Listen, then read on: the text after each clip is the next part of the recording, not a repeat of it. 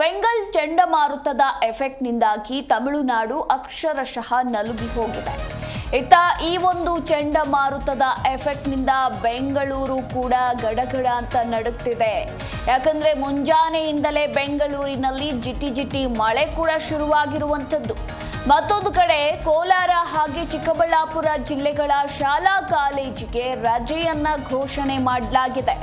ಇನ್ನು ಮಲೆನಾಡು ಪ್ರದೇಶಗಳಲ್ಲಿ orange alert ಅನ್ನ ಘೋಷಿಸಲಾಗಿದ್ದು, ಬೆಂಗಳೂರಿನಲ್ಲಿ ಮುಂದಿನ 48 ಗಂಟೆಗಳ ಕಾಲ ಭಾರೀ ಮಳೆ ಸುರಿಯುವ ಸಾಧ್ಯತೆ ಇದೆ ಅಂತ ಹವಾಮಾನ ಇಲಾಖೆ ಮುನ್ಸೂಚನೆ ನೀಡಿರುವಂಥದ್ದು.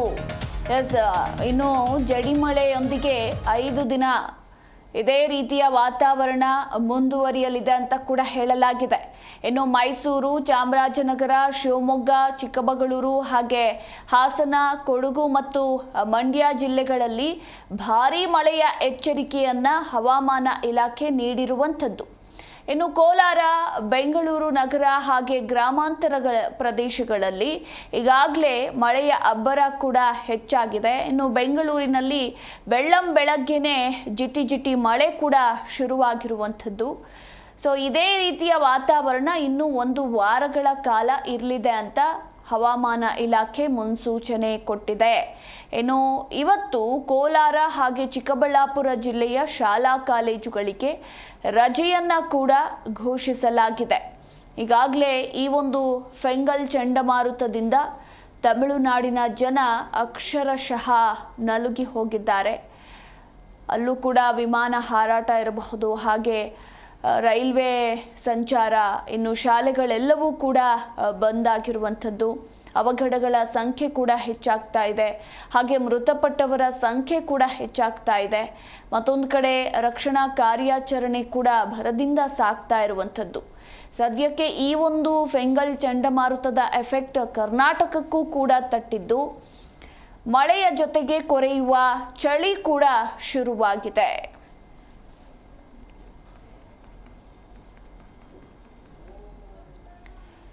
ಈ ಒಂದು ಫೆಂಗಲ್ ಸೈಕ್ಲೋನ್ ಪ್ರಭಾವದಿಂದ ಈಗ ಬೆಂಗಳೂರು ಸೇರಿದಂತೆ ಸುತ್ತಮುತ್ತಲ ಜಿಲ್ಲೆಗಳಲ್ಲಿ ನಿನ್ನೆಯಿಂದ ತುಂತುರು ಮಳೆ ಕೂಡ ಮುಂದುವರೆದಿದೆ. ಇನ್ನು ಮತ್ತೊಂದು ಕಡೆ ಇವತ್ತು ಬೆಂಗಳೂರಿನ ಹಲವು ಭಾಗಗಳಲ್ಲಿ ಸಾಧಾರಣ ಮಳೆ ಕೂಡ ಆಗ್ತಾ ಇರುವಂಥದ್ದು.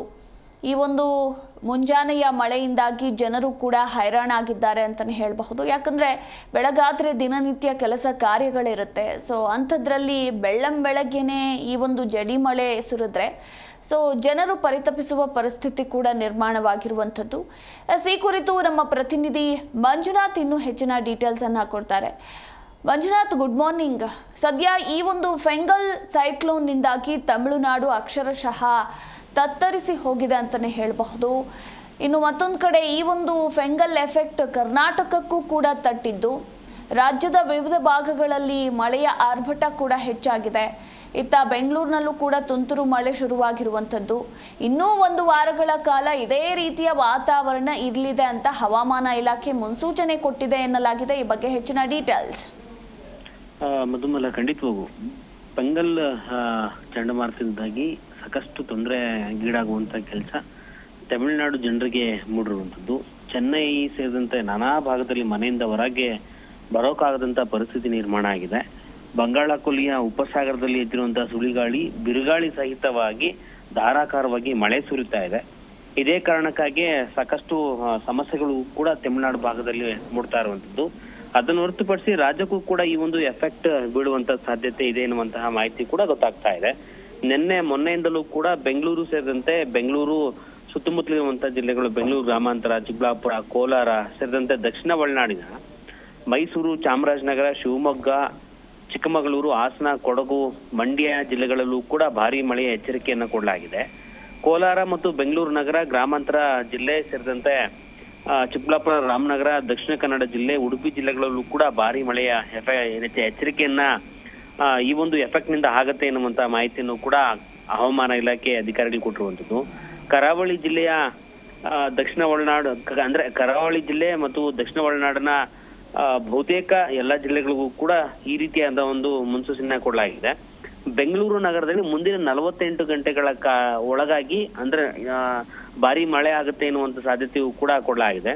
ಭಾರತೀಯ ಹವಾಮಾನ ಇಲಾಖೆ ಅಧಿಕಾರಿಗಳಿಂದ ಈ ರೀತಿಯಾದಂತಹ ಎಚ್ಚರಿಕೆಯನ್ನ ಕೊಡಲಾಗಿದ್ದು, ಜನ ಕೊಂಚ ಎಚ್ಚರಿಕೆಯಿಂದ ಇರುವಂತದ್ದು ಒಳ್ಳೇದು ಎನ್ನುವಂತಹ ಮಾಹಿತಿಯನ್ನು ಕೂಡ ಕೊಡಲಾಗಿದೆ. ಜೊತೆಗೆ ಇವತ್ತು ಸೋಮವಾರ ಬೆಳ್ಳಂಬೆಳಗ್ಗೆ ಪೀಕ್ ಅವರು ಇರುವಂತ ಕಾರಣದಿಂದಾಗಿ ರಾಜ್ಯಗಳಿಗೆ ಮನೆಗಳಿಗೆ ಹೋಗಿರುವಂತವರು ವಾಪಸ್ ಬೆಂಗಳೂರಿಗೆ ಬರುವಂತ ಸಂದರ್ಭದಲ್ಲಿ ಭಾರಿ ಟ್ರಾಫಿಕ್ ಉಂಟಾಗುವಂತ ಸಾಧ್ಯತೆಯೂ ಕೂಡ ಇದೆ. ಯಾಕಂತ ಹೇಳಿದ್ರೆ ಬೆಳಗಿಂದಲೂ ಕೂಡ ಇದೇ ರೀತಿ ವಾತಾವರಣ ಸೃಷ್ಟಿಯಾಗಿದೆ. ಮೋಡ ಕವಿದ ವಾತಾವರಣ ಸೃಷ್ಟಿಯಾಗಿರುವಂತದ್ದು, ತುಂತುರು ಮಳೆ ಬರ್ತಾ ಇರುವಂತದ್ದು, ಅಲ್ಲಲ್ಲಿ ಜೋರಾದಂತಹ ಮಳೆಯೂ ಕೂಡ ಬರ್ತಿರುವಂತಹ ಕಾರಣದಿಂದಾಗಿ ಟ್ರಾಫಿಕ್ ಉಲ್ಬಣ ಆಗುವಂತ ಸಾಧ್ಯತೆಯೂ ಕೂಡ ಇದೆ. ಜೊತೆಗೆ ಜನಸಾಮಾನ್ಯರು ಛತ್ರಿಗಳ ಮೊರೆ ಹೋಗಿರುವಂತದ್ದು, ಸ್ವೆಟರ್ಗಳ ಮೊರೆ ಹೋಗಿರುವಂತದ್ದು ಕೂಡ ಬೆಳ್ಳಂಬೆಳಗ್ಗೆ ಕಾಣಿಸ್ತಾ ಇದೆ. ಮಧುಮಾಲ.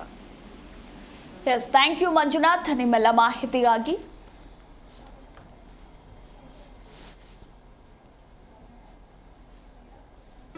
ಜಿ ಕನ್ನಡ ನ್ಯೂಸ್ ಈಗ ನಿಮ್ಮ ಮನೆಯಲ್ಲೇ ನೋಡಿ. ಎಲ್ಲ ಕೇಬಲ್ಗಳಲ್ಲಿ ಈಗ ಲಭ್ಯ. ನಿಮ್ಮ ನೆಚ್ಚಿನ ಜಿ ಕನ್ನಡ ನ್ಯೂಸ್ ಈಗ ಸನ್ ಡೈರೆಕ್ಟ್ ನಲ್ಲಿ number 292, Tata play number 1664, Jio TV number 1334, NXT digital number 30, in cable number 30, city networks 51, U digital number 162, GTPL number 17, Rockline telecommunications number 42, Shri Basaveshwara cable number 168, rural cable network 60, Vinayaka digital 57, Abhishek cable 821, city channel 53, Siddeshwara cable network 57, V4 digital Infotech 628, Surya digital networks 53, Gajanan digital number 836, Malnad infotech private limited number 56, metrocast number 830, victory digital number 167ರಲ್ಲಿ ನೋಡಿ ಆನಂದಿಸಿ.